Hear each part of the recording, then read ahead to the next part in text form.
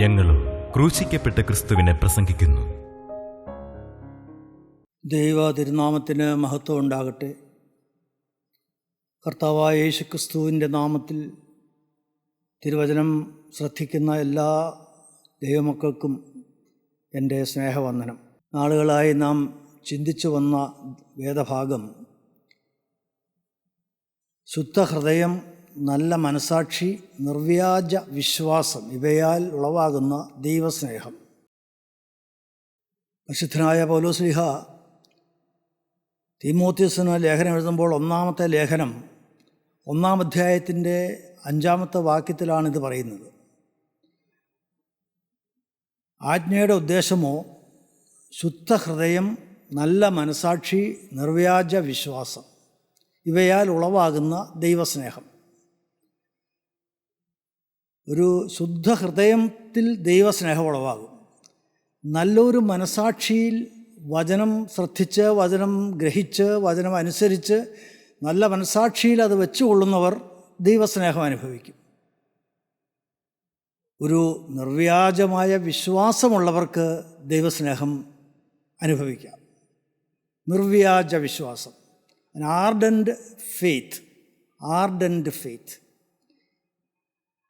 നിർവ്യാജ വിശ്വാസം. ആ കാര്യമാണ് നാം ചിന്തിച്ചു വന്നിരുന്നത്. വിശ്വാസം നമുക്കെല്ലാവർക്കും ഉണ്ട്. ക്രിസ്ത്യാനികളായാൽ അവർ വിശ്വാസികളായിരിക്കണം. നാം മാമോദിസ ഏറ്റപ്പോൾ അല്ലെങ്കിൽ ഒരു സ്നാനമേറ്റപ്പോൾ നാം വിശ്വാസം ഏറ്റുപറഞ്ഞവരാണ്, സ്വീകരിച്ചവരാണ്. എന്താണ് വിശ്വാസം? കർത്താവായ യേശുക്രിസ്തു എൻ്റെ രക്ഷകനാണ്. യേശുക്രിസ്തു എന്ന അത്ഭുത പുരുഷൻ, അവൻ എനിക്ക് വേണ്ടിയാണ് ക്രൂശിൽ മരിച്ചത്. അവൻ്റെ തിരുരക്തത്താലാണ് എനിക്ക് വീണ്ടെടുപ്പും ശുദ്ധീകരണവും ലഭിച്ചത്. ആ തിരുരക്തമാണ് എനിക്ക് മറുവിലയായി അവൻ കൊടുത്ത, എന്നെ പിശാചിൻ്റെ കയ്യിൽ നിന്ന് പിടിച്ച് മേടിച്ചത്, മറുവിലയായി കൊടുത്തത് അവൻ്റെ രക്തമാണ്. ആ യേശു മരിച്ചത് എനിക്ക് വേണ്ടിയാണ്. അതിനാലേ എൻ്റെ പാപങ്ങൾക്കെല്ലാം പരിഹാരവും വരുത്തി കഴിഞ്ഞു. ആകയാൽ എൻ്റെ യേശുവിനെ, എൻ്റെ കർത്താവിനെ, എൻ്റെ രക്ഷകനെ ഞാനിതാ സ്വീകരിക്കുന്നു. കർത്താവ് രക്ഷിതാവുമായി എൻ്റെ ഹൃദയത്തിലേക്ക് സ്വീകരിക്കുന്നു. അതാണ് വിശ്വാസം. അവനെ കൈക്കൊണ്ട് അവൻ്റെ നാമത്തിൽ വിശ്വസിക്കുന്ന ഏവർക്കും ദൈവമക്കളാകുവാൻ പിതാവാൻ ദൈവം അധികാരം കൊടുത്തു. ആ അധികാരം ഞാൻ പ്രയോഗിച്ചു. യേശുവിനെ സ്വീകരിക്കുക. ആ അധികാരം ഞാൻ പ്രയോഗിച്ചപ്പോൾ ഞാൻ ദൈവത്തിൻ്റെ മകളായി. പൗലോസ്ലീഹ പറയും, മക്കളെങ്കിലോ അവകാശികളുമാവുന്നു. മകനാണെങ്കിൽ ഞാൻ അവകാശിയായി. അപ്പൻ്റെ സ്വത്തിന് അവകാശം മകനാണ്. സ്വർഗരാജ്യമാകുന്ന ആ നിത്യജീവനാകുന്ന ആ അമൂല്യ സമ്പത്തിൻ്റെ അവകാശിയായി തീർന്നു ഞാൻ. മകനായി. അതുകൊണ്ട് യേശുവിൻ്റെ മകനായി, യേശുവിനെ രക്ഷകനായി സ്വീകരിച്ചു. ദൈവത്തിന് സ്തോത്രം. അവൻ്റെ പുത്രനായ യേശുക്രിസ്തുവിൽ വിശ്വസിക്കുന്ന ഏവർക്കും ദൈവമക്കളാകുവാൻ അവൻ അധികാരം കൊടുത്തു. അവനെ കൈക്കൊണ്ട് അവൻ്റെ നാമത്തിൽ വിശ്വസിക്കുന്നവർക്ക് അവൻ തൻ്റെ രക്തം മൂലം പ്രായശ്ചിത്തമാകുവാൻ ദൈവം അവനെ ഇന്നും പരസ്യമായി നിർത്തിയിരിക്കുന്നു. പ്രസൻറ്റ് കണ്ടിന്യൂസ് ആണ്. ഇപ്പോഴും യേശുവിനെ പരസ്യമായി നിർത്തിയിരിക്കുന്നു. അതുകൊണ്ട് ആ ക്രിസ്തുവിലേക്ക് നോക്കിയാൽ എനിക്ക് രക്ഷപ്പെടാം. അവിടെ എൻ്റെ പാപമോചനമുണ്ട്. ക്രൂശിക്കപ്പെട്ട യേശുവിൽ, ആ തങ്ക തിരുരക്തത്തിൽ എനിക്ക് മോചനമുണ്ട്. അത് എനിക്ക് വേണ്ടിയാണ് ആ രക്തം ചൊരിഞ്ഞതെന്ന് വിശ്വസിക്കുമ്പോൾ എനിക്ക് മോചനം കിട്ടിക്കഴിഞ്ഞു, പാപമോചനം കിട്ടിക്കഴിഞ്ഞു. അങ്ങനെ അവനെ കൈക്കൊള്ളുകയാണ് ഞാൻ. ആ രക്തം എനിക്ക് മറുവിലയായി ദൈവം തമ്പുരാൻ അവനെ പരസ്യമായി നിർത്തിയിരിക്കുകയാണ്. ദൈവത്തിന് സ്തോത്രം. ഇങ്ങനെ നാം ഓരോരുത്തരും ആകണം. പക്ഷേ ഒരു ആദിമ വിശ്വാസത്തിൽ നമ്മൾ അങ്ങ് തങ്ങി നിൽക്കുകയാണോ? തൃപ്തിപ്പെട്ടു പോവുകയാണോ? ഞാനും ക്രിസ്ത്യാനിയാണ്, ഞാനും സമർപ്പണം എടുത്തതാണ്, ഞാനും തീരുമാനങ്ങൾ എടുത്തതാണ്, ഞാനും സ്നാനം ഏറ്റതാണ്, ഞാൻ പരിശുദ്ധ മാമോദിസായുടെ റൂസ്മയാൽ മുദ്രയിടപ്പെട്ടവനാണ്. ഇതിലൊക്കെ സംതൃപ്തിപ്പെട്ട് ആ ഒരു ചടങ്ങിൽ ആശ്രയിച്ച് മുന്നോട്ട് പോവുകയാണോ പ്രിയപ്പെട്ടവരെ? അവിടെയാണ് ഒരു നിർവ്യാജ വിശ്വാസത്തിൻ്റെ പ്രസക്തി. അവിടെ നമുക്കൊരു സ്വയസംതൃപ്തിയാണ്. കൊള്ളാം, ഞാനൊരു ക്രിസ്ത്യാനിയാണ്, ഞാനും ഒരു ക്രിസ്ത്യാനിയാണ്, അല്ലെങ്കിൽ വളരെ പുരാതനമായ സഭയുടെ ഒരു അംഗമാണ് ഞാൻ, അല്ല പുതിയ വിശ്വാസമുള്ള നവീകരണ സഭയിലെ അംഗമാണ് ഞാൻ. ഇതെല്ലാം നാം ഒരു ക്ലെയിം പോലെ, അവകാശവാദം പോലെ പറയും. അവിടെയുണ്ട് വ്യാജം. സ്തോത്രം. അത് നിർവ്യാജ വിശ്വാസമല്ല, ഏതെങ്കിലും സഭയിൽ അധിഷ്ഠിതമായതല്ല വിശ്വാസം. സഭ വിശ്വാസത്തെ ഊട്ടി ഉറപ്പിക്കാനുള്ള ഒരു പ്രസ്ഥാനമാണ്. ദൈവത്തിന് സ്തോത്രം. കർത്താവായ യേശുക്രിസ്തുവിലുള്ള വിശ്വാസത്തെ അടിയുറച്ചതാക്കി മാറ്റാൻ, ആ വിശ്വാസത്തിൽ വളർന്നു വരുവാൻ, പരിശുദ്ധാത്മാവിൻ്റെ കൃപയാൽ വളർന്ന് ക്രിസ്തുവിനെ പോലെ ആക്കുവാനുള്ള ദൈവം നിയോഗിച്ചിട്ടുള്ള ഒരു പ്രസ്ഥാനമാണ്. യാക്കോബായ സഭയോ ഓർത്തഡോക്സ് സഭയോ മാർത്തോമ സഭയോ കത്തോലിക്ക സഭയോ അല്ലെങ്കിൽ പെന്തക്കോസ്ത് സഭയോ ബ്രദറൻ സഭയോ ഇവാഞ്ചലിക്കൽ സഭയോ ഏതും ആകട്ടെ, ദൈവം ആഗ്രഹിക്കുന്നത് അതിൽ കൂടെ ഓരോ വിശ്വാസിയും വിശ്വാസത്തിൽ വേരൂന്നി വളരണം. ക്രിസ്തു എന്ന അത്ഭുത പുരുഷനിൽ വേരൂന്നണം, ആ ഏക പുരുഷനിൽ വേരൂന്നണം. അങ്ങനെ വിശ്വാസത്തിൽ വളർന്നു വരണം. ദൈവത്തിന് സ്തോത്രം. അതിന് ആണ് സഭകൾ, അതിനാണ് കൂട്ടായ്മകൾ. ഏതെങ്കിലും കൂട്ടായ്മയിൽ പ്രശംസിച്ച് മുന്നോട്ട് പോയിട്ട് കാര്യമില്ല പ്രിയപ്പെട്ടവരെ. കൂട്ടായ്മയല്ല നോക്കേണ്ടത്. എൻ്റെ ആത്മീയ ഗുരുവായ യോഹന്നാൻ സാറ് പലപ്പോഴും പറഞ്ഞ് പഠിപ്പിച്ചിട്ടുണ്ട്. ഏതെങ്കിലും കൂട്ടായ്മയല്ല നമ്മെ ക്രിസ്തുവിലേക്ക് അടുപ്പിക്കുന്നത്. ആ കൂട്ടായ്മയല്ല ഞാൻ നോക്കേണ്ടത്. കൂട്ടായ്മയിൽ ദൈവത്തിൻ്റെ പരിശുദ്ധാത്മാവ് പ്രവർത്തിക്കുന്നുണ്ടെങ്കിൽ ആ ആത്മാവിനെ പൂർണ്ണമായി വിശ്വസിച്ച് വീണ്ടും ഞാൻ എന്നെ തന്നെ കണ്ട് ശുദ്ധീകരിച്ച് പാപങ്ങളെ ഏറ്റുപറഞ്ഞ് കർത്താവിൻ്റെ തിരുരക്തത്തിൽ ആശ്രയിച്ച് തിരുരക്തത്താൽ കഴുകൽ പ്രാപിച്ച് മുന്നോട്ട് ശുദ്ധീകരണം പ്രാപിച്ച് പോകണം. അതിനാണ് കൂട്ടായ്മ. അതിനാണ് വചനം കൂട്ടായ്മയെ കൂടെ ലഭിക്കുന്നത്. വചനം, അടിസ്ഥാനം വചനമാണ്. ദൈവത്തിന് സ്തോത്രം. പ്രിയപ്പെട്ടവരെ, ഇത്രയും കാര്യങ്ങൾ ഞാൻ ആമുഖമായിട്ട് പറഞ്ഞത് എന്താണ് ഒരു നിർവ്യാജ വിശ്വാസം, ആർഡൻറ്റ് ഫെയ്ത്ത്, ആഴത്തിലുള്ളൊരു വിശ്വാസം. അതാണ് നമുക്ക് വേണ്ടത്. അതിൽ കൂടിയാണ് ദൈവസ്നേഹം അനുഭവിക്കാൻ പറ്റുള്ളൂ. ദൈവസ്നേഹം അനുഭവിക്കാതെ ക്രിസ്തുവിനോട് പറ്റിച്ചേരാൻ പറ്റുകയില്ല. ക്രിസ്തുവിൽ നിർവ്യാജമായ ഒരു വിശ്വാസത്തോടെ പറ്റിച്ചേർന്ന് അവനെ സ്നേഹിച്ച് ആത്മാവിൽ വളർന്ന് ആത്മാവിൽ നിറഞ്ഞ് ക്രിസ്തുവിനെ പോലെ ആകുന്നതാണ് ക്രിസ്തീയ ജീവിതം. അവർക്കാണ് സ്വർഗം. പ്രിയപ്പെട്ടവരെ, നിസ്സാരമൊന്നുമല്ല. എങ്ങനെയെങ്കിലും ഇവിടെ സഭയുടെ അംഗമായി ഇവിടെ ആചാരങ്ങളും അനുഷ്ഠാനങ്ങളും പെരുന്നാളുകളും റാസാകളും അല്ലെങ്കിൽ ഏതെങ്കിലും ചടങ്ങുകളോ യോഗം നടത്തി യോഗത്തിന് വേല ചെയ്ത് ഇതൊക്കെ മോശമല്ല, നല്ലതാണെന്ന് തന്നെയാണ് പറയുന്നത്. പക്ഷേ അതിൽ തൃപ്തിപ്പെട്ടു പോകുന്നതല്ല വിശ്വാസം, അതല്ല ജീവിതം, അതല്ല ക്രിസ്തീയ ജീവിതം. യേശു എന്ന ഏകപുരുഷനിലുള്ള ആശ്രയവും ഒരു നിർവ്യാജമായ വിശ്വാസവും. ഒരു കൊച്ചു കുഞ്ഞ് അപ്പനെ ആശ്രയിക്കുന്ന പോലെ, ഒരു കൊച്ചു കുഞ്ഞ് അപ്പനെ സ്നേഹിക്കുന്ന പോലെ, എല്ലാത്തിനും അപ്പനെ സ്നേഹിക്കുന്ന പോലെ, അപ്പനെ ആശ്രയിച്ച് അവൻ്റെ വിഷയങ്ങളൊക്കെ അപ്പനോട് തുറന്നു പറഞ്ഞ് ആഗ്രഹങ്ങൾ സാധിപ്പിക്കുന്ന പോലെ. പ്രിയപ്പെട്ടവരെ, ദൈവത്തിന് സ്തോത്രം. നിർവ്യാജ വിശ്വാസം നാം കണ്ടു. 1 തീമോത്തിയോസ് 1:18-20 വാക്യങ്ങൾ, 18 മുതൽ 20 വരെ. 1 തീമോത്തിയോസ് 1:18 മുതൽ 20 വരെ. മകനെ തീമോത്തിയോസേ, നിന്നെക്കുറിച്ച് മുമ്പുണ്ടായ പ്രവചനങ്ങൾക്കൊത്തവണ്ണം ഞാൻ ഈ ആജ്ഞ നിനക്ക് ഏൽപ്പിക്കുന്നു. നീ വിശ്വാസവും നല്ല മനസ്സാക്ഷിയുമുള്ളവനായി അവയെ അനുസരിച്ച് നല്ല യുദ്ധസേവ ചെയ്യുക. നീ വിശ്വാസവും നല്ല മനസ്സാക്ഷിയും ഉള്ളവനായി അവയെ അനുസരിച്ച് നല്ല യുദ്ധസേവ ചെയ്യുക. ചിലർ നല്ല മനസ്സാക്ഷി തള്ളിക്കളഞ്ഞിട്ട് അവരുടെ വിശ്വാസക്കപ്പൽ തകർന്നുപോയി. നല്ല മനസ്സാക്ഷി തകർന്നു. നല്ല മനസ്സാക്ഷിയെ അവർ തള്ളിക്കളഞ്ഞു. ആദ്യ വിശ്വാസത്തെ അവർ തള്ളിക്കളഞ്ഞു. ആരെ കർത്താവ് രക്ഷിതാവുമായി സ്വീകരിച്ചു ആ ക്രിസ്തുവിനെ ഇപ്പോൾ അവർ ശ്രദ്ധിക്കുന്നില്ല. യേശുവിന് വേണ്ടി എൻ്റെ ഹൃദയം തുറന്നതാണെന്നോ, യേശു എൻ്റെ ഹൃദയത്തിലുണ്ടെന്നോ, എൻ്റെ കരങ്ങളിൽ പിടിച്ചത് എൻ്റെ യേശുവാണെന്നോ, എന്നെ സ്വർഗരാജ്യത്തിൽ എൻ്റെ ജീവൻ്റെ പുസ്തകത്തിൽ എൻ്റെ പേരെഴുതിയത് യേശുവാണെന്നോ, ഒന്നും ചിന്തിക്കാതെ തള്ളിക്കളഞ്ഞു. പ്രിയപ്പെട്ടവരെ, നല്ല മനസാക്ഷി തള്ളിക്കളഞ്ഞിട്ട് അവരുടെ വിശ്വാസ കപ്പൽ തകർന്നുപോയി. വിശ്വാസ കപ്പൽ തകരുന്നു. കപ്പലിൽ കയറിയത് നല്ലൊരു ലക്ഷ്യത്തിലേക്ക് പോകാനാണ്. നല്ലൊരു ലക്ഷ്യമുണ്ടായിരുന്നു. ഈ വിശ്വാസ കപ്പലിൽ കയറിയത് നല്ല ലക്ഷ്യത്തോടെയാണ്. എന്താണ്? യേശു ക്രൂശിൽ നേടിത്തന്ന രക്ഷ എൻ്റെ സ്വന്തമായി അനുഭവിച്ച് സ്വർഗരാജ്യത്തിൽ നിത്യതയിൽ യേശുവിനോടുകൂടെ സ്വർഗത്തിൽ മാലാഖമാരോടുകൂടെ വിശുദ്ധന്മാരോടുകൂടെ നിത്യ യുഗങ്ങൾ എനിക്ക് ആ സ്വർഗീയ രാജ്യത്തിൽ വാഴണം.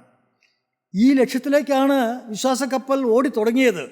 പക്ഷേ ഇടയ്ക്ക് പട്ടുപോയി, തകർന്നുപോയി. കപ്പൽ തകർന്നുപോയി, വിശ്വാസ കപ്പൽ തകർന്നുപോയി. നിസ്സാരമല്ലല്ലോ. അങ്ങ് ആഴക്കടലിൽ വിശ്വാസ കപ്പലങ്ങ് തകർന്നുപോയി. ലോകമാകുന്ന ആഴക്കടലിൽ വിശ്വാസ കപ്പൽ തകർന്നുപോയി. വലിയ ആഴക്കടലിൽ കപ്പൽ തകർന്നാളുടെ അനുഭവം ഒരു പ്രതീക്ഷയ്ക്കും വകയില്ല, ഒന്നും തിരിച്ചു കിട്ടുകയില്ല. പ്രിയപ്പെട്ടവരെ, ദൈവത്തിന് സ്തോത്രം. യേശു എന്ന അത്ഭുത പുരുഷനെ ഈ കർത്താവും രക്ഷിതാവുമായ എൻ്റെ ഹൃദയത്തിലേക്ക് ഞാൻ സ്വീകരിച്ചെങ്കിൽ, പ്രിയപ്പെട്ടവരെ, അവനെ മുറുകെ പിടിച്ച് അവനോട് പറ്റിച്ചേർന്ന് അവനോടെപ്പോഴും വർത്തമാനം പറഞ്ഞ് കരം പിടിച്ച് നടക്കുന്ന ഒരു അനുഭവമുണ്ട്. ആവശ്യങ്ങളെല്ലാം പറയാം. പാപം വരുമ്പോൾ കണ്ണീരോടെ ഏറ്റുപറയാം. അപ്പാ, സ്വർഗത്തോട് നിന്നോട് ഞാൻ പാപം ചെയ്തു പോയി അപ്പാ എന്ന് വിളിച്ച് പാപങ്ങളെ ഏറ്റുപറയാം. അവൻ നമ്മുടെ കണ്ണീര് കാണുമ്പോൾ, പാപത്താൽ തകർന്ന ഹൃദയം കാണുമ്പോൾ, നാം നിലവിളിക്കുമ്പോൾ, ആ കണ്ണീര് ആ തൃപ്പാദത്തിൽ വീഴുമ്പോൾ അവൻ നമ്മെ മാറോടണച്ച് ചുംബിക്കുന്നവനാണ്, നമ്മെ സൽക്കരിക്കുന്നവനാണ്, നമ്മെ സ്വീകരിക്കുന്നവനാണ്. അതാണ് അപ്പൻ്റെ സ്നേഹം. ദൈവത്തിന് സ്തോത്രം. അങ്ങനെ വിശ്വാസക്കപ്പൽ മുന്നോട്ട് പോകണം. ഇടയ്ക്ക് വെച്ച് തകർന്നു പോകാനുള്ളതല്ല. വിശ്വാസക്കപ്പൽ തകർന്നുപോയി. എങ്ങനെയാണ് ഈ വിശ്വാസക്കപ്പൽ തകരുന്നത്? നാം രണ്ട് കാര്യങ്ങൾ വിശദമായിട്ട് ചിന്തിച്ചു. ഒന്ന്, ഈ വിശ്വാസക്കപ്പൽ തകർന്ന പ്രധാന കാരണം വചനം അനുസരിച്ചില്ല. വചനം സ്വീകരിച്ചു എന്ന് പറയും, പക്ഷേ വചനം വേണ്ടതുപോലെ ഉൾക്കൊണ്ടില്ല. വചനം ഹൃദയത്തിൽ സംഗ്രഹിച്ചില്ല, വചനം അനുസരിച്ചില്ല. വചനം അനുസരിക്കാതെ വന്നാൽ വിശ്വാസക്കപ്പൽ തകർന്നു പോകും. നമുക്കിപ്പോൾ ഈ 3 നേരവും ദിവസവും ഈ പവർ വിഷൻ TV കൂടെ യോഹന്നാൻ സാറിൻ്റെ പുസ്തകം കിട്ടും. രാവിലെ 5:30, ഉച്ചയ്ക്ക് 1:30, രാത്രി 8:30. എൻ്റെ വിശ്വാസം നിങ്ങളൊക്കെ അത് കാണുന്നുണ്ടെന്നാണ്. ദൈവത്തിൻ്റെ സ്തോത്രം. പ്രിയപ്പെട്ടവരെ, ഈ സത്യവചനം കേൾക്കുമ്പോൾ അത് ഹൃദയത്തിൽ സമയം തെറ്റാതെ പറ്റുമെങ്കിൽ ഒന്നിച്ച് കുടുംബമായിട്ടിരുന്നത് കേട്ടാൽ അതൊരു അനുഭവമായിരിക്കും. അപ്പനും അമ്മയും മക്കളും സഹോദരങ്ങളും എല്ലാവരും കൂടെ ഒന്നിച്ചിരുന്ന് കേൾക്കണം. അതൊരു വലിയ ശക്തിയാണ് പ്രിയപ്പെട്ടവരെ. തനിച്ചിരുന്ന് എപ്പോഴെങ്കിലും കേൾക്കാം, പക്ഷേ അതിനേക്കാൾ എത്രയോ അനുഗ്രഹമാണ് കുടുംബമായിട്ട് ഒന്നിച്ചിരുന്ന് വചനം കേൾക്കുന്നത്. ഞാൻ അതിൻ്റെ ശക്തി അനുഭവിക്കുന്നുണ്ട്. ദൈവത്തിന് സ്തോത്രം. അങ്ങനെ വചനം ഒരു നിധിയായിട്ട് ഹൃദയത്തിൽ നാം സ്വീകരിക്കേണ്ടതാണ്. അവിടെ നാം സംഗ്രഹിച്ച് വെക്കേണ്ടതാണ്. ആ വചനം വേണ്ടതുപോലെ സ്വീകരിച്ച് വേണ്ടതുപോലെ അതിനെ അനുസരിക്കാതെ വരുമ്പോഴാണ് വിശ്വാസക്കപ്പൽ തകർന്നു. നിങ്ങൾ നോക്കിക്കോളൂ, വചനത്തിൽ നിന്ന് അകന്നാൽ വിശ്വാസം തകർന്നു, വിശ്വാസക്കപ്പൽ തകർന്നു, ക്രിസ്തീയ ജീവിതം തകർന്നു. ദൈവത്തിന് സ്തോത്രം, ദൈവത്തിന് സ്തോത്രം. പ്രിയപ്പെട്ടവരെ, അത് സഭയാണെങ്കിലും അതെ, സഭയിലെ ആരാധനകളാണെങ്കിലും അതെ, പള്ളികളിലെ ആരാധനകളാണെങ്കിലും അതെ, നിങ്ങൾ ശ്രദ്ധിച്ചാൽ മനസ്സിലാകും. ആത്മീയരായ പൂർവിക പിതാക്കന്മാർ ആ ആരാധനകളിലെല്ലാം വചനത്തിന് മുൻതൂക്കം കൊടുത്തിരുന്നു. പഴയ നിയമം വായിച്ചു കേൾപ്പിക്കും. കുർബാന തുടങ്ങുമ്പോൾ തന്നെ ഇതാ ലേഖനങ്ങളിൽ നിന്ന്, പൗലോസ്ലീഹായുടെ ലേഖനങ്ങളിൽ നിന്ന് വായിച്ചു കേൾപ്പിക്കും. മധുവായുടെ ഇടതുവശത്ത് നിന്നുകൊണ്ട് അപ്പോസ്തല പ്രവൃത്തികൾ വായിച്ചു കേൾപ്പിക്കും, അല്ലെങ്കിൽ പൊതുവായ ലേഖനങ്ങൾ വായിച്ചു കേൾപ്പിക്കും. പിന്നീട് പട്ടക്കാരൻ തന്നെ നേരിട്ട് ഏവങ്കേലിയോൻ വായിച്ചു കേൾപ്പിക്കും. അതിനു മുമ്പ് ജനം കേൾക്കെ ആ വചനത്തിൻ്റെ ശക്തിയെക്കുറിച്ച് അവിടെ ഉറക്കെ പ്രഖ്യാപിക്കും. എങ്ങനെയാണ് വചനം സ്വീകരിക്കേണ്ടത്? അടക്കത്തോടും ഭയത്തോടും വണക്കത്തോടും വെടിപ്പോടും നിന്നുകൊണ്ട് നമ്മുടെ മുമ്പായി വായിക്കപ്പെടുന്ന കർത്താവായ യേശുക്രിസ്തുവിൻ്റെ ആ നിർമ്മല സുവിശേഷം, കർത്താവായ യേശുക്രിസ്തുവിൻ്റെ ആ തിരുവചനം നാം സ്വീകരിക്കണമെന്നാണ് അവിടെ വിളിച്ചു പറയുന്നത്. അടക്കത്തോടും ഭയത്തോടും വണക്കത്തോടും നിന്നുകൊണ്ട് നമ്മുടെ മുമ്പായി വായിക്കപ്പെടുന്ന കർത്താവായ യേശുക്രിസ്തുവിൻ്റെ വിശുദ്ധ ഏവങ്കേലിയോൻ. വിശുദ്ധ ഏവങ്കേലിയോൻ എന്താണ്? ദൈവത്തിൻ്റെ ജീവനുള്ള വചനങ്ങളുടെ അറിയിപ്പാണ്. ദൈവത്തിൻ്റെ ജീവനുള്ള വചനങ്ങളുടെ അറിയിപ്പിനെ കേൾക്കണം. ജീവനുള്ള വചനമാണത്, ജീവിപ്പിക്കുന്ന വചനമാണ്. ആ വചനത്തെ പുരസ്കരിച്ചുള്ള നല്ലൊരു പ്രസംഗം, ഇതൊക്കെയാണ് സഭ ഉദ്ദേശിച്ചത്. ദൈവത്തിന് സ്തോത്രം. പിന്നീടുള്ള ആരാധനാക്രമങ്ങളെല്ലാം വചനത്തിൽ അധിഷ്ഠിതമാണ്. പ്രിയപ്പെട്ടവരെ, വിശ്വാസക്കപ്പൽ തകരാതിരിക്കണമെങ്കിൽ വചനമനുസരിക്കണം. രണ്ടാമത്തെ കാര്യം നാം ചിന്തിച്ചു, പാപം വന്നാൽ വിശ്വാസക്കപ്പൽ തകർന്നു പോകും. പാപം വന്നിട്ട് പാപബോധമില്ലാതെ അനുദപിക്കാതെ നാം അത് നമ്മെ ഏശാതെ അതിനെ കാര്യമാക്കാതെ മുന്നോട്ട് പോയാൽ ഏറെക്കാലം വിശ്വാസത്തിൽ നിലനിൽക്കാൻ പറ്റിയില്ല. പ്രിയപ്പെട്ടവരെ, ഒരു പാപം വന്നോ, ദൈവത്തിൻ്റെ പരിശുദ്ധാത്മാവുണ്ടെങ്കിൽ തീർച്ചയായിട്ടും നമുക്കൊരു റെഡ് അലേർട്ട് കിട്ടും, ഒരു മുന്നറിയിപ്പ് കിട്ടും. അസ്വസ്ഥമാകും. അരുതാത്തൊരു നോട്ടം വന്നാൽ, അരുതാത്തൊരു ചിന്ത വന്നാൽ, അരുതാത്തൊരു സംസാരം ഒരു വ്യക്തിയോട് സംസാരിക്കുമ്പോൾ വന്നാൽ, പ്രിയപ്പെട്ടവരെ, അങ്ങ് അസ്വസ്ഥമാകും ഹൃദയം. അത് വെച്ചുകൊണ്ട് പിന്നെ ഒരു അടി മുന്നോട്ട് പോകരുതെന്ന് ഞാൻ പറയും. മുന്നോട്ട് പോകരുത്. എന്തു ചെയ്യണം? അപ്പോൾ തന്നെ നിങ്ങൾ ഏത് സാഹചര്യമാണെങ്കിലും ശരി, ദൈവത്തിന് സ്തോത്രം, നിങ്ങൾ മുട്ടുമടക്കണം. അല്ല, മുട്ടുമടക്കാൻ സൗകര്യം ഇല്ലാത്ത സ്ഥലത്താണോ, ഹൃദയം കൊണ്ട് മുട്ടുമടക്കണം, ആത്മാവിൽ മുട്ടുമടക്കണം. എവിടെ? ക്രൂസിൻ ചുവട്ടിൽ പ്രാണപ്രിയനായ യേശു എനിക്ക് വേണ്ടി തകർന്ന് ക്രൂസിൽ കിടന്ന് നിലവിളിക്കുന്ന, തിരുരക്തം ഒഴുക്കി അതിവേദനയോടെ ക്രൂസിൽ കിടന്ന് പറയുന്ന, എൻ്റെ ദൈവമേ, എൻ്റെ ദൈവമേ, നീ എന്നെ കൈവിട്ടതെന്ന് നിലവിളിക്കുന്ന, എൻ്റെ പാപങ്ങളുടെ ശിക്ഷയേറ്റ് നിലവിളിക്കുന്ന യേശുവിനെ കാണണം. യേശുവിനെ കണ്ടുകൊണ്ട് അവനോട് പറയണം, നിൻ്റെ ഹൃദയം തുറന്ന് യേശുവിനോട് പറയണം, അപ്പാ എനിക്ക് തെറ്റ് പറ്റിപ്പോയി, എൻ്റെ ദൈവമേ എനിക്ക് തെറ്റ് പറ്റിപ്പോയി, വേറെ ആരും കണ്ടില്ല, വേറെ ആരും അത് ശ്രദ്ധിച്ചില്ല, പക്ഷെ കർത്താവേ, നിൻ്റെ ഉള്ളത്തിലേക്ക് ഞാൻ കുന്തം കൊണ്ട് പിന്നെയും കുത്തിയല്ലോ.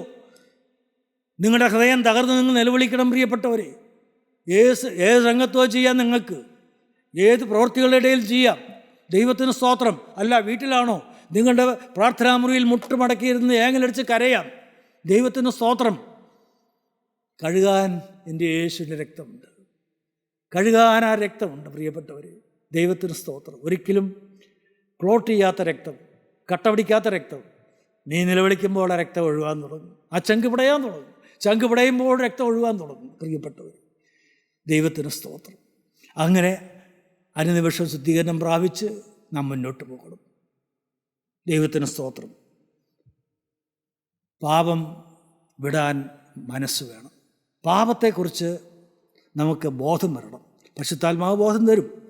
പരിശുദ്ധാത്മാവ് വരുമ്പോൾ പാപത്തെക്കുറിച്ചും നീതിയെക്കുറിച്ചും ന്യായവിധിയെക്കുറിച്ചും ബോധം വരുത്തും. പാപത്തെക്കുറിച്ച് പരിശുദ്ധാത്മാവ് ബോധം വരുത്തും. ദൈവം നിന്നെ സ്നേഹിക്കുന്നുണ്ടെങ്കിൽ ആത്മാവ് നിനക്ക് ബോധം വരുത്തും. ഉടനെ അനുദപിച്ചുകൊള്ളുക. ഒന്നാമത്തെ കാര്യം, വചനം അനുസരിക്കുന്നില്ല. 2, പാപം വിടാൻ മനസ്സില്ലാത്ത ഹൃദയം. അത് ഒരു വ്യാജമായ വിശ്വാസമാണ്, പാപം വിടാൻ മനസ്സില്ലാത്തത്. നിർവ്യാജമായ വിശ്വാസമാണെങ്കിൽ പാപം വന്നാൽ ഉടനെ കരയും, ഉടനെ പാപം വിട്ട് ഏറ്റുപറഞ്ഞ് ഉപേക്ഷിക്കും. അതെ കാര്യം നാം ചിന്തിച്ച് വന്നപ്പോഴാണ് തീമോഥെയോസിന് എഴുതിയ 1-ാം ലേഖനം 6-ാം അധ്യായം നമുക്കെടുക്കാം. വീണ്ടും 6-ാം അധ്യായത്തിൻ്റെ 3 മുതലുള്ള വാക്യങ്ങൾ വായിക്കാം. നമ്മുടെ കർത്താവായ യേശുക്രിസ്തുവിൻ്റെ പത്യവചനവും ഭക്തിക്കൊത്ത ഉപദേശവും അനുസരിക്കാതെ അന്യത ഉപദേശിക്കുന്നവൻ ഒന്നും തിരിച്ചറിയാതെ തർക്കത്തിൻ്റെയും വാഗ്വാദത്തിൻ്റെയും ഭ്രാന്ത് പിടിച്ച് ചീർത്തിരിക്കുന്നു. അവയാൽ അസൂയ, ശണ്ഠ, ദൂഷണം, ദുസ്സംശയം, ദുർബുദ്ധികളും സത്യത്യാഗികളുമായ മനുഷ്യരുടെ വ്യർത്ഥവാദം എന്നിവ ഉളവാകുന്നു. അവർ ദൈവഭക്തി ആദായ സൂത്രമെന്ന് വിചാരിക്കുന്നു. അലംഭാവത്തോടു കൂടിയ ദൈവഭക്തി വലുതായ ആദായം ആകുന്നതാനും. ഇഹലോകത്തിലേക്ക് നാം ഒന്നും കൊണ്ടുവന്നിട്ടില്ല, ഇവിടെ നിന്ന് യാതൊന്നും കൊണ്ടുപോകുവാൻ കഴിയുന്നതുമല്ല. ഉണ്മാനും ഉടുപ്പാനും ഉണ്ടെങ്കിൽ മതിയെന്ന് നാം വിചാരിക്കുക. ധനികന്മാരാകുവാൻ ആഗ്രഹിക്കുന്നവർ പരീക്ഷയിലും കെണിയിലും കുടുങ്ങുകയും മനുഷ്യർ സംഹാരനാശങ്ങളിൽ മുങ്ങിപ്പോകുവാൻ ഇടവരുന്ന മൗഢ്യവും ദോഷകരവുമായ പല മോഹങ്ങൾക്കും ഇരയായിത്തീരുകയും ചെയ്യുന്നു. ദ്രവ്യാഗ്രഹം സകലവിധ ദോഷത്തിനും മൂലമല്ലോ. ഇത് ചിലർ കാംക്ഷിച്ചിട്ട് വിശ്വാസം വിട്ടുഴന്ന് ബഹുദുഃഖങ്ങൾക്ക് അധീനരായി തീർന്നിരിക്കുന്നു. എന്താണ് നാം അവിടെ വായിച്ചത്? പാപത്തിന് അടിമപ്പെട്ടു പോകുന്നു, പാപം വിടാൻ മനസ്സില്ല. പക്ഷേ ഈ പാപം വെച്ചുകൊണ്ട് തന്നെ തർക്കത്തിൻ്റെയും വാഗ്വാദത്തിൻ്റെയും ഭ്രാന്ത് പിടിച്ച് ഉപദേശിക്കുന്നു, അന്യത ഉപദേശിക്കുന്നു. യേശുക്രിസ്തുവിൻ്റെ പഥ്യവചനവും നിർമ്മലമായ വചനവും ഭക്തിക്കൊത്ത ഉപദേശവും അനുസരിക്കാതെ വചനം അനുസരിക്കാത്തവർ വചനം അന്യത ഉപദേശിക്കുന്നു. ദൈവത്തിൻ്റെ സ്തോത്രം. വളരെ ഗൗരവമായിട്ട് നാം ചിന്തിക്കേണ്ടതായ ഒരു കാര്യമാണ്. നമുക്കൊരു ക്രൈസ്റ്റ് സെൻറ്റേർഡ് ലൈഫ് വേണം, ഒന്ന്. രണ്ട്, ഒരു ക്രൈസ്റ്റ് സെൻറ്റേർഡ് മിനിസ്ട്രി ആയിരിക്കണം. Christ centred life and Christ centred ministry. യേശുവിൽ കേന്ദ്രീകൃതമായ ഒരു ജീവിതമുണ്ടെങ്കിലേ യേശുവിൽ കേന്ദ്രീകൃതമായ മിനിസ്ട്രി അല്ലെങ്കിൽ ഉപദേശം, ശുശ്രൂഷ ചെയ്യാൻ പറ്റുള്ളൂ. ദൈവത്തിന് സ്തോത്രം. ദൈവവേല ചെയ്യുന്നവരെല്ലാം ദൈവം ശ്രദ്ധിക്കേണ്ട കാര്യമാണ്. എന്നിലേക്ക് നോക്കിക്കൊണ്ടാണ് ഞാൻ പറയുന്നത്, സ്വയം വിമർശിച്ചുകൊണ്ടാണ് ഞാൻ പറയുന്നത്. എൻ്റെ പ്രിയപ്പെട്ടവർ, മാറി നിന്നുകൊണ്ടല്ല. ക്രൈസ്റ്റ് സെൻറ്റേർഡ് ലൈഫ് ഇല്ലെങ്കിൽ ക്രൈസ്റ്റ് സെൻറ്റേർഡ് മിനിസ്ട്രി ഒരിക്കലും സാധ്യമല്ല. ദൈവത്തിന് സ്തോത്രം. ക്രൈസ്റ്റ് സെൻറ്റേർഡ് മിനിസ്ട്രി അല്ലെങ്കിൽ ഒരു മനുഷ്യനും നിൻ്റെ ഉപദേശം കൊണ്ടോ നിൻ്റെ ശുശ്രൂഷ കൊണ്ടോ പ്രയോജനം ലഭിക്കുകയില്ല. ദൈവത്തിന് സ്തോത്രം. പ്രിയപ്പെട്ടവരെ, കർത്താവായ യേശു ക്രിസ്തുവിൻ്റെ പഥ്യവചനവും ഭക്തിക്കൊത്ത ഉപദേശവും അനുസരിക്കാതെ, വചനം അനുസരിക്കാതെ അന്യത ഉപദേശിക്കുന്നവൻ അവൻ ആരാണ്? ഒന്നും തിരിച്ചറിയാതെ അവന് അറിയാവുന്ന തർക്കത്തിൻ്റെയും വാഗ്വാദത്തിൻ്റെയും ഭ്രാന്ത് പിടിച്ച് ചേർത്തിരിക്കുന്നു. അതും ഒരു ഭ്രാന്താണ്, തർക്കവും വാഗ്വാദവും. പ്രിയപ്പെട്ടവരെ, ദൈവത്തിൻ്റെ സ്തോത്രം. അങ്ങനെ അവൻ സ്വയം അങ്ങ് ചീർക്കുകയാണ്, സ്വന്തം ബുദ്ധി കൊണ്ട് അങ്ങ് ചീർക്കുകയാണ്. സത്യം അങ്ങ് ദൂരെ കിടക്കുന്നു. വചനം സത്യമാണ്, അത് ദൂരെ മാറ്റി നിർത്തും. എന്നിട്ട് സ്വന്തം ബുദ്ധി പ്രയോഗിക്കും. അവയാൽ എന്തൊക്കെ ഉണ്ടാകുന്നു? ഒന്ന്, അസൂയ, പിന്നെ ഷണ്ഠ, ദൂഷണം, ദുസംശയം, ആവശ്യമില്ലാതെ സംശയിക്കുക, ദുർബുദ്ധികൾ, സത്യത്യാഗികളുമായ മനുഷ്യരുടെ വ്യർത്ഥവാദം എന്നിവ ഉളവാകുന്നു. ദൈവത്തിന് സ്തോത്രം. പ്രിയപ്പെട്ടവർ, ആകെ അസ്വസ്ഥത അല്ലേ? ഇതെല്ലാം വന്നാൽ പിന്നെ എവിടെ ക്രിസ്തീയ ജീവിതം? സമാധാനമുണ്ടോ? സന്തോഷമുണ്ടോ? ദൈവമക്കൾ തമ്മിൽ ഒരു മനസ്സാകുമോ? ഇല്ല പ്രിയപ്പെട്ടവർ, ഇല്ല. വളരെ ശ്രദ്ധിക്കണം. അത് വാഗ്വാദം പാടില്ല. ദുസ്സംശയങ്ങൾ, ആവശ്യമില്ലാതെ ആൾക്കാരെ സംശയിക്കുന്നു. ദൈവത്തിന് സ്തോത്രം. പ്രിയപ്പെട്ടവരെ, ഒരു നിർമ്മലമായ മനസാക്ഷി, നിർമ്മലമായ നിർവ്യാജ വിശ്വാസമുള്ളവൻ ഒരിക്കലും അതിനൊന്നും മനസ്സ് ചായ്ക്കില്ല. ദൈവത്തിന് സ്തോത്രം. അസൂയ, ഷണ്ഠ, ദൂഷണം, ദുസംശയം, ദുർബുദ്ധികളും സത്യത്യാഗികളുമായ മനുഷ്യരുടെ വ്യർത്ഥവാദം ഇവയെല്ലാം ഉളവാകുന്നു. കാരണം വചനം അനുസരിക്കുന്നില്ല. അവർ ദൈവഭക്തി, അടുത്തതെന്താണ്? ദൈവഭക്തി ആദായ സൂത്രം എന്ന് വിചാരിക്കുന്നു. ദൈവഭക്തി ആദായ സൂത്രം. എങ്ങനെ പണം ഉണ്ടാക്കാം, എങ്ങനെ സ്വന്തം കാര്യങ്ങൾ നേടാം, ചിന്തയാണ്. പിന്നെ പണം ഉണ്ടാക്കുക, പണം. ദൈവത്തിന് സ്തോത്രം. അതിനെക്കുറിച്ചാണ് പിന്നീട് വിശദമായ അപ്പസ്തോലൻ അവിടെ പറയുന്നത്. നമുക്ക് ആ ഭാഗം വീണ്ടും വായിക്കാം. അവർ ദൈവഭക്തി ആദായ സൂത്രം എന്ന് വിചാരിക്കുന്നു. അലംഭാവത്തോടു കൂടിയ ദൈവഭക്തി വലുതായ ആദായമാകുന്നതാനും. അലംഭാവത്തോടു കൂടിയ ദൈവഭക്തി എന്ന് പറഞ്ഞാൽ അലംഭാവം, മതി എന്ന ചിന്ത. ഭക്തി ഇതൊക്കെ മതി. അലംഭാവം, ദൈവഭക്തി എന്ന് പറയുന്നത് അവിടെ ഒരു അലംഭാവം വരുന്നു. ഇത്രയൊക്കെ മതി, ഈ കുഞ്ഞൊക്കെ ഉള്ള എന്ത് ഭക്തിയാണ്? അതൊരു ആവശ്യമില്ലാത്ത ഭക്തി. എങ്ങനെയൊക്കെ തോന്നലാ പ്രിയപ്പെട്ടവരെ. അലംഭാവത്തോടു കൂടിയ ദൈവഭക്തി വലുതായ ആദായമാകുന്നതാണ്. അവൻ പിന്നെ അവൻ്റെ അടുത്ത ചിന്ത പോണത് ആദായം, ലോകത്തിലെ നേട്ടങ്ങൾ, പണം സമ്പാദിക്കുക, ഇങ്ങനെയുള്ള കാര്യങ്ങളിൽ കടക്കുകയാണ്. പിന്നെ അലംഭാവത്തോടു കൂടിയ ദൈവഭക്തി വലുതായ ആദായമാകുന്നതാനും. ഇഹലോകത്തിലേക്ക് നാം ഒന്നും കൊണ്ടുവന്നിട്ടില്ല. നമ്മുടെ മനോഭാവം എന്തായിരിക്കണമെന്ന് പ്രത്യേകം പറയുകയാണ്. ദൈവവേലക്കാരൻ്റെ അല്ലെങ്കിൽ ദൈവവചനം അനുസരിച്ച് ജീവിക്കുന്നവരുടെ അവരുടെ മനോഭാവം എന്തായിരിക്കണം? ഇഹലോകത്തിലേക്ക് നാം ഒന്നും കൊണ്ടുവന്നിട്ടില്ല. നാം ജനിച്ചപ്പോൾ ഒരു പൈസ പോലും വന്നിട്ടില്ല, ഒരു തരി സ്വർണം കൊണ്ടുവന്നിട്ടില്ല, നാം ഒന്നും കൊണ്ടുവന്നിട്ടില്ല. നാം ജനിച്ചപ്പോൾ ഞാൻ ഒരു ബുദ്ധി ഈ ലോകത്തിലേക്ക് കൊണ്ടുവന്നിട്ടില്ല. എന്തൊക്കെയാണ്? ഇഹലോകത്തിലേക്ക് നാം ഒന്നും കൊണ്ടുവന്നിട്ടില്ല. ഇവിടെ നിന്ന് യാതൊന്നും കൊണ്ടുപോകാൻ കഴിയുന്നതുമല്ല. മരിച്ചു കടന്നു പോകുമ്പോൾ ഞാൻ ചിന്തിക്കുന്നുണ്ട്, ഒരു മരണമുണ്ടല്ലോ, ഞാൻ ഇവിടുന്ന് പോകുമ്പോൾ എന്തെങ്കിലും കൊണ്ടുപോകുമോ? ഇന്ന് ഞാൻ സമ്പാദിച്ചത്, അവിഹിതമായി സമ്പാദിച്ചത്, ആത്മീയമായ നേട്ടങ്ങൾ ഉണ്ടാക്കി അതിൽ നിന്ന് പണം സമ്പാദിച്ചിട്ടുണ്ടോ?